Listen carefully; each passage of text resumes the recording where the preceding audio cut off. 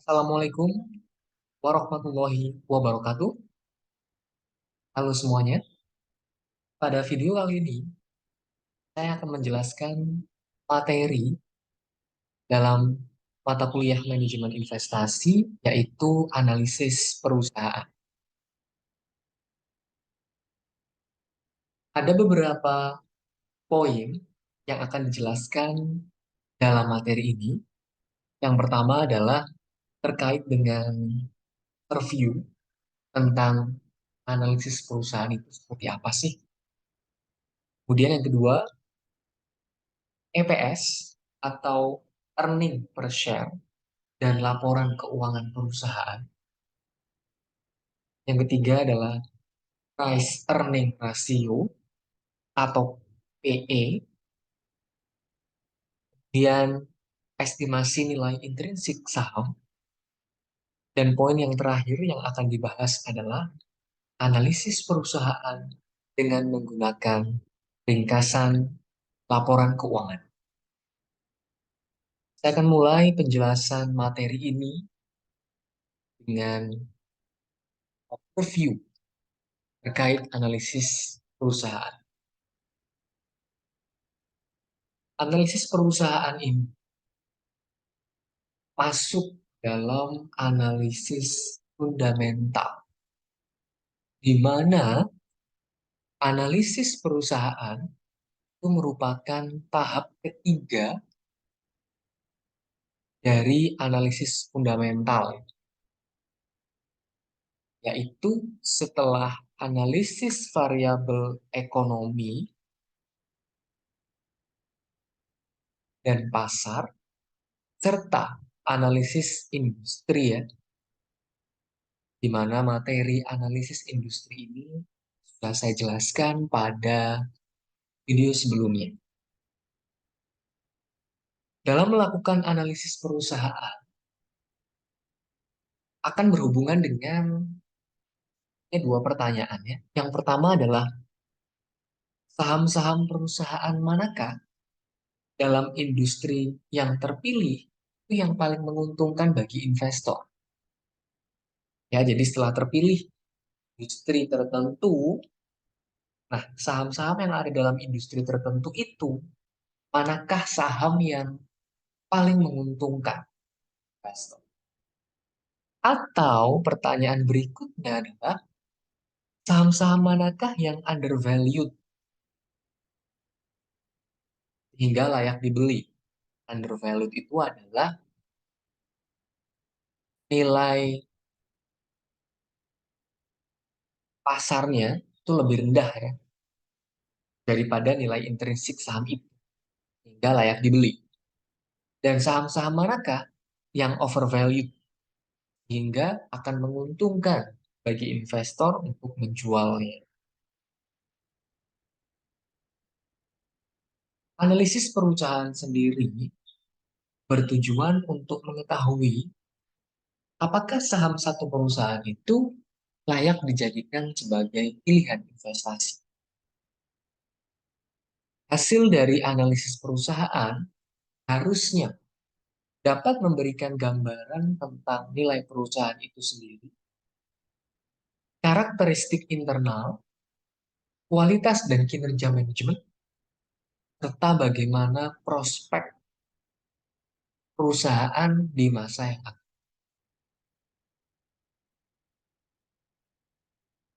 Terdapat dua komponen yang diutamakan dalam analisis perusahaan ya. Dua komponen itu adalah earning per share atau EPS dan price earning ratio atau PE. Dua komponen ini diutamakan karena ada tiga alasan. Yang pertama, kedua komponen ini dapat digunakan untuk mengestimasi, untuk menghitung nilai intrinsik suatu saham. Alasan yang kedua, dividen yang dibayarkan perusahaan itu pada dasarnya dibayarkan dari earning atau laba ya. Earning itu laba atau keuntungan. Kemudian alasan ketiga adalah adanya hubungan antara perubahan earning dengan perubahan harga saham. Jadi perubahan laba perusahaan itu punya kaitan dengan perubahan harga saham itu sendiri.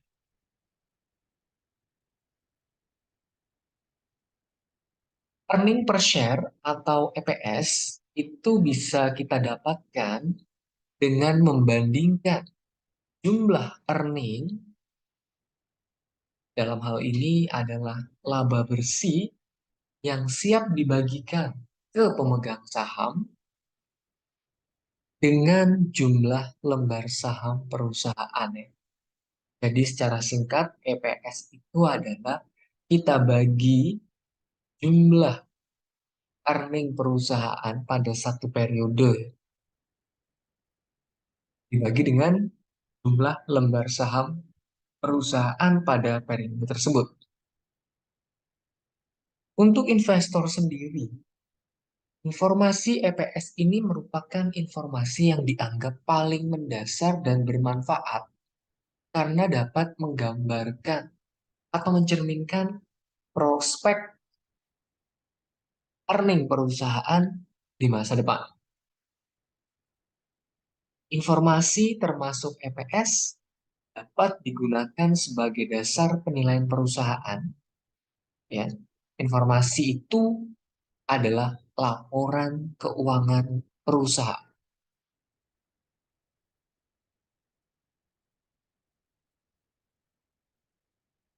Kembali mengingatkan kita semua, apa sih laporan keuangan itu?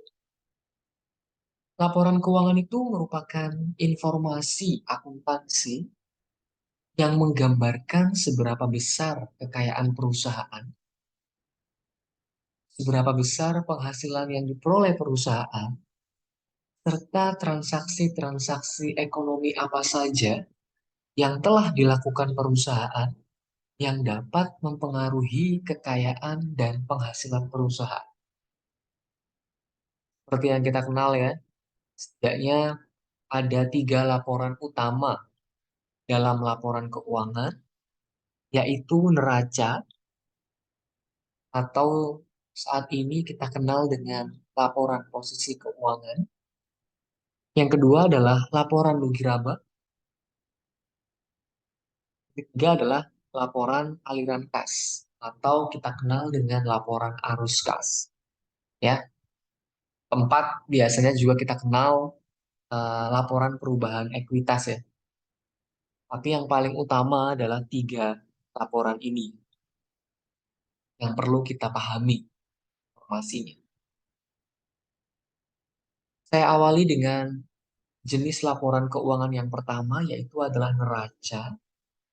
Neraca merupakan laporan keuangan yang dapat menggambarkan kondisi keuangan perusahaan atau kondisi finansial perusahaan pada periode waktu tertentu.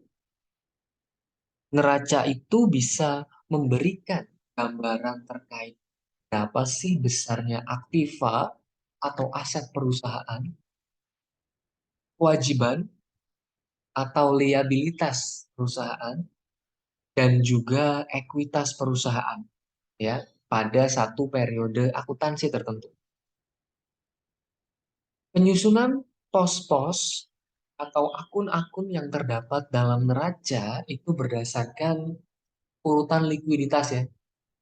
Jadi urutan paling atas sampai paling bawah itu untuk aktiva atau aset itu disusun berdasarkan urutan likuiditas. Oh, misalkan kas ya. Kenapa kas itu ada di paling atas dalam menuliskan aset lancar atau aktiva lancar ya?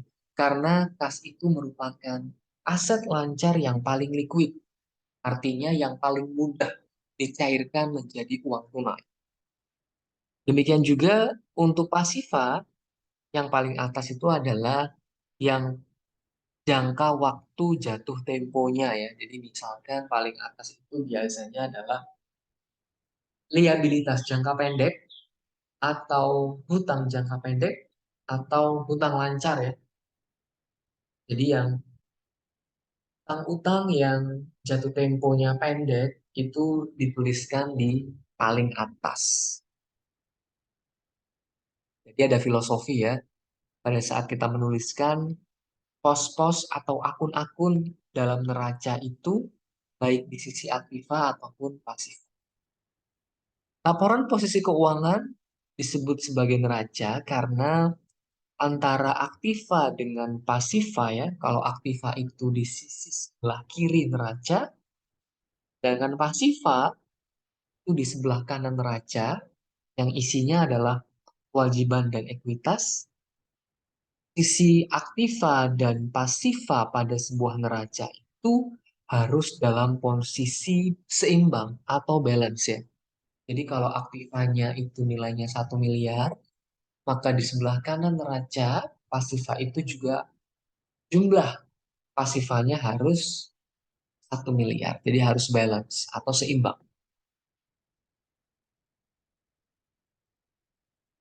Jenis laporan keuangan yang kedua adalah laporan rugi laba atau income statement. Merupakan ringkasan profitabilitas perusahaan selama periode akuntansi tertentu ya, misalnya 1 tahun.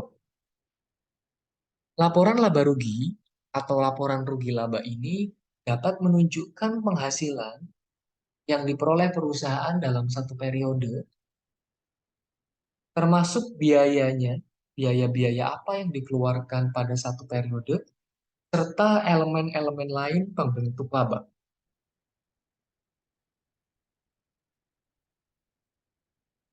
Unsur biaya yang tercantum dalam laporan rugi laba itu adalah seperti biaya produksi, ya, biaya administrasi dan umum, biaya bunga, termasuk biaya pajak penghasilan.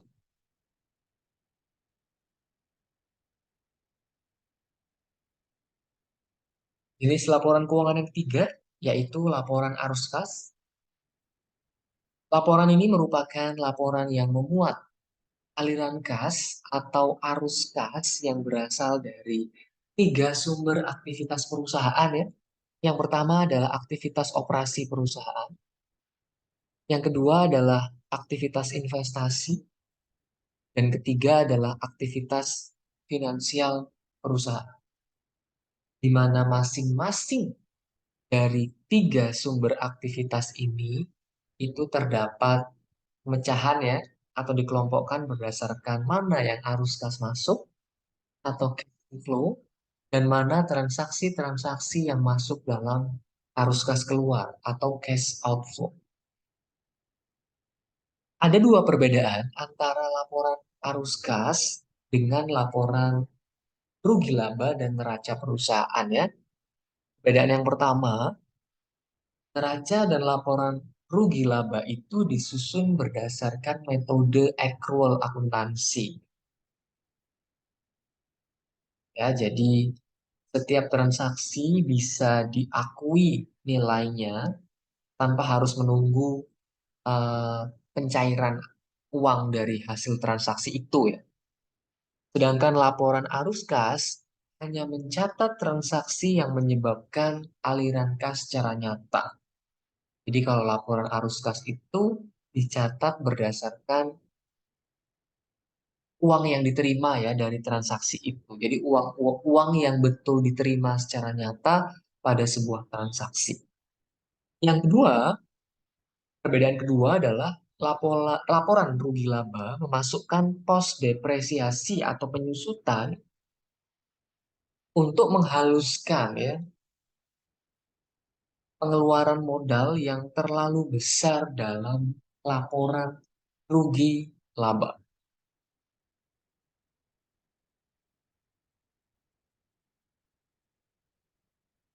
Permasalahan dalam pelaporan earning atau laba ini terkait dengan kemungkinan munculnya konflik kepentingan antara investor pada satu sisi sebagai pengguna laporan keuangan dan manajemen sebagai penyaji laporan keuangan ya. Jadi ada konflik kepentingan antara investor sebagai pengguna dan manajemen sebagai penyaji.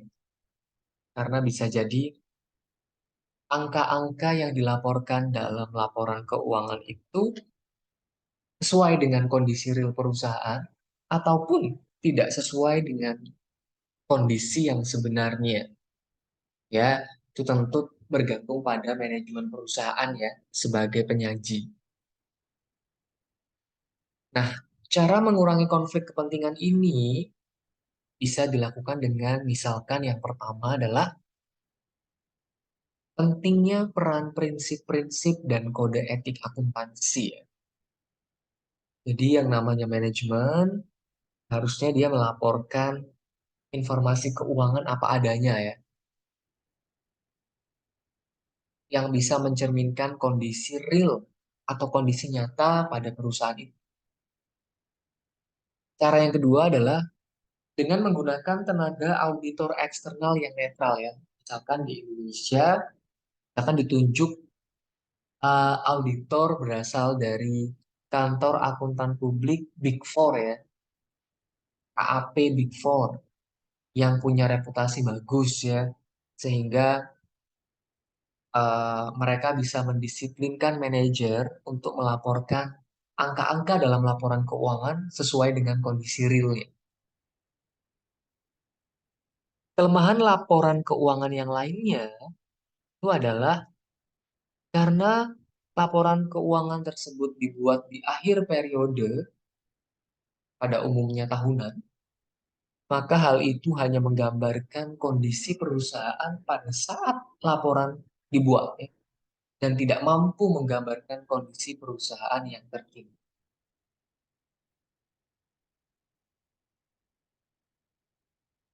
Di samping bisa dengan melihat laporan keuangan, dalam melakukan analisis perusahaan, kita bisa dengan menggunakan analisis rasio keuangan.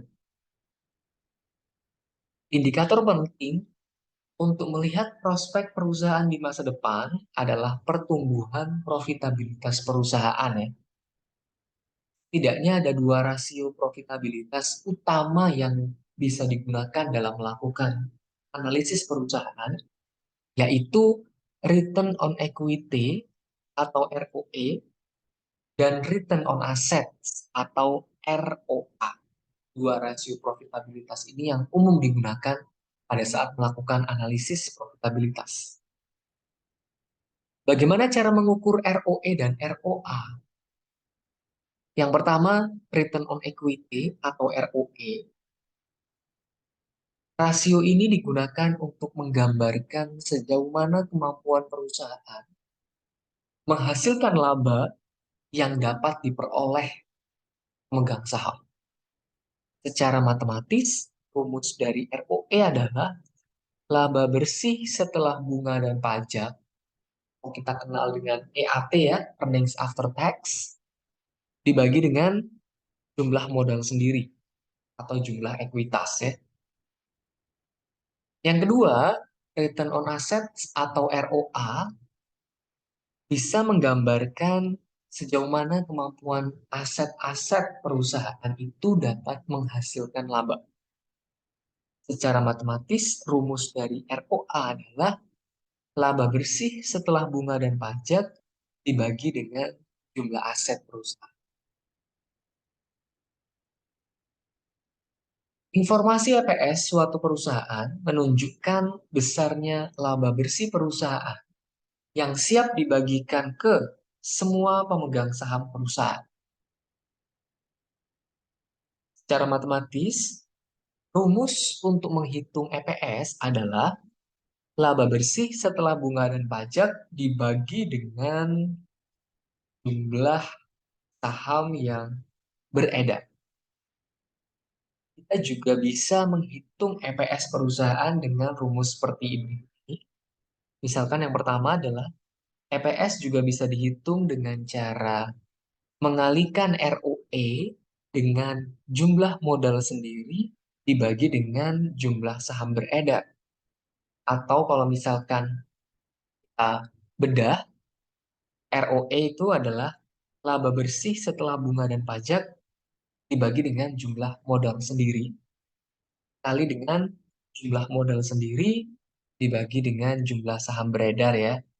Jadi kita bisa hilangkan pembilang dan penyebut yang sama ya. Misalkan di sini jumlah model sendiri kan sama dengan yang di atas ya. Nah, maka kembali lagi bahwa EPS itu adalah laba bersih setelah bunga dan pajak dibagi dengan jumlah saham.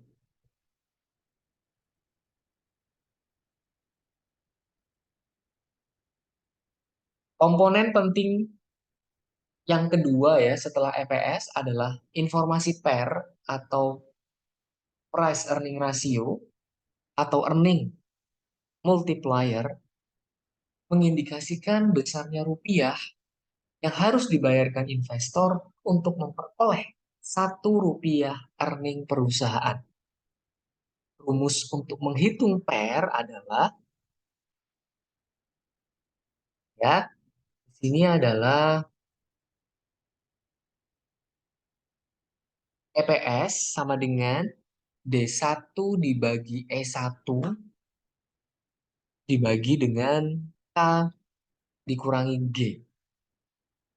D1 dibagi E1 itu adalah tingkat dividen payout ratio yang diharapkan. K adalah tingkat return yang disyaratkan. G adalah growth ya, tingkat pertumbuhan dividen yang diharapkan.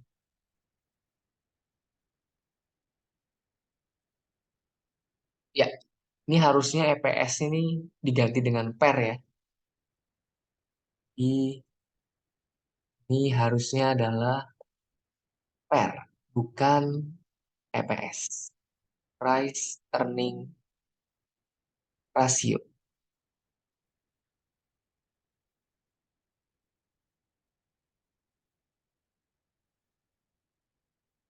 Nah, kita bedah komponen dari PER masing-masing tadi ya. Yang pertama adalah dividen payout ratio atau DPR, merupakan perbandingan antara dividen yang dibayarkan perusahaan terhadap earning yang diperoleh perusahaan. Yang kedua, tingkat return yang disyaratkan atau K diperoleh dengan menjumlahkan tingkat return bebas risiko atau risk-free rate dan premi risiko yang disyaratkan investor ya. Jadi K, tingkat return yang disyaratkan adalah penjumlahan dari tingkat return bebas risiko atau RF ditambah dengan premi risiko ya atau RP. RP itu risk premium. Komponen PER yang ketiga adalah tingkat pertumbuhan dividen yang diharapkan atau G. Itu merupakan fungsi dari besarnya ROE dan tingkat laba yang ditahan perusahaan. G adalah ROE kali tingkat laba ditahan ya. ROE kalau kita bedah rumusnya adalah laba bersih setelah bunga dan pajak dibagi dengan jumlah modal sendiri dikali dengan tingkat laba ditahan. Tingkat laba ditahan ini kalau kita bedah itu adalah 1 minus DPR ya atau dividen payout ratio. Berikutnya adalah estimasi nilai intrinsik saham dalam analisis perusahaan dapat dilakukan dengan memanfaatkan dua komponen informasi penting dalam analisis perusahaan ya, yaitu adalah EPS dan PER. Secara matematis, hubungan tersebut tergambar sebagai berikut. P0 itu adalah P0 itu adalah nilai intrinsik saham ya, adalah estimasi EPS kalikan dengan PER-nya ya. Estimasi EPS di sini bisa disimbolkan dengan E1 kali PER. Jika nilai intrinsik saham telah berhasil diestimasi, langkah selanjutnya adalah membandingkan nilai intrinsik saham dengan harga pasar. Apakah nilai intrinsik saham berada di bawah atau di atas harga pasarnya? Informasi secara lengkap laporan keuangan bisa diperoleh pada laporan tahunan ya atau annual report yang wajib dipublikasikan perusahaan, terutama perusahaan-perusahaan yang terdaftar di Bursa Efek Indonesia.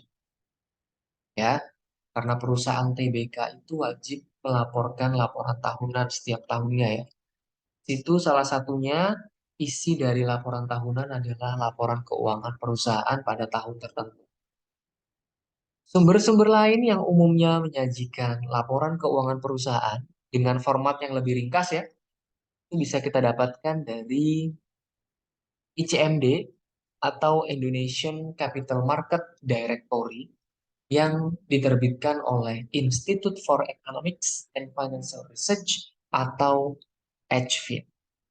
Jadi kalau kita mendownload ringkasan laporan keuangan setiap perusahaan dari ICMD ya, itu kita hanya mendapatkan ringkasannya saja, tidak full laporan keuangan secara lengkap.